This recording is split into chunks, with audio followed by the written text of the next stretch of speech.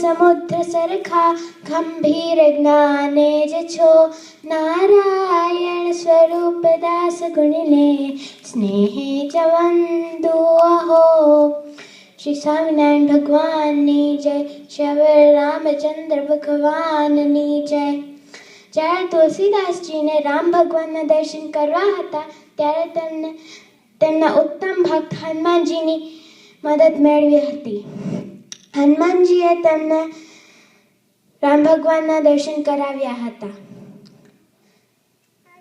તેથી જ તેમણે તેમના પુસ્તક રામચરિતમાનસમાં લખ્યું છે, રામ મિलन के कारण जो तू भयो उदास, तुलसी सौधीले संगत ऐसे संत की राम जी नो के पास.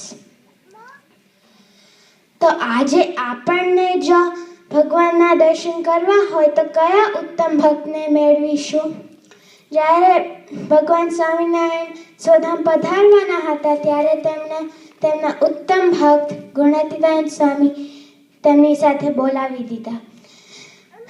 ગુણાતીતાનંદ સ્વામી અત્યંત દુઃખી થયા. ત્યારે મહારાજે કીધું, મીઠા વાલા કેમ વિસરો મારો, તમથી બાંધેલ તન હો. તરસ્યાને જેમ પાણીનું વાલું, ભૂખ્યાને ભોજન હો, ભૂખ્યાને ભોજન હો.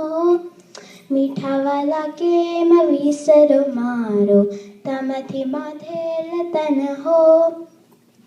આટલું કહીને મહારાજ સ્વધામ પધાર્યા.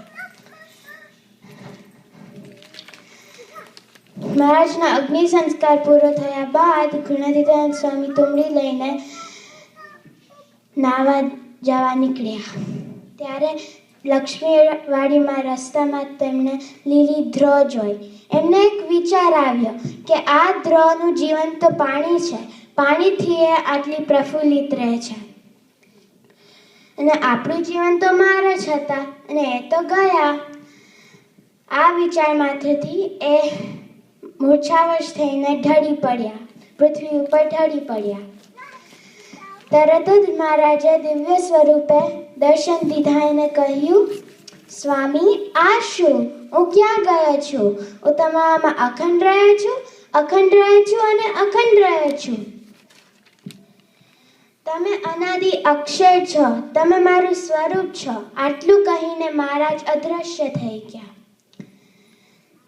તેમ મહારાજ કહે છે કે હું ગુણાતીતાનંદ સ્વામીમાં અખંડ રહીશ, અને ગુણાતીતાનંદ સ્વામી કહે કે હું ભગતજી મહારાજમાં અખંડ રહીશ, અને ભગતજી મહારાજ કહે કે હું શાસ્ત્રીજી મહારાજમાં અખંડ રહીશ, અને શાસ્ત્રીજી મહારાજ કહે કે હું યોગીજી મહારાજમાં અખંડ રહીશ, અને યોગીજી મહારાજ કહેતા કે પ્રમુખ સ્વામી મારું સર્વસ્વ છે.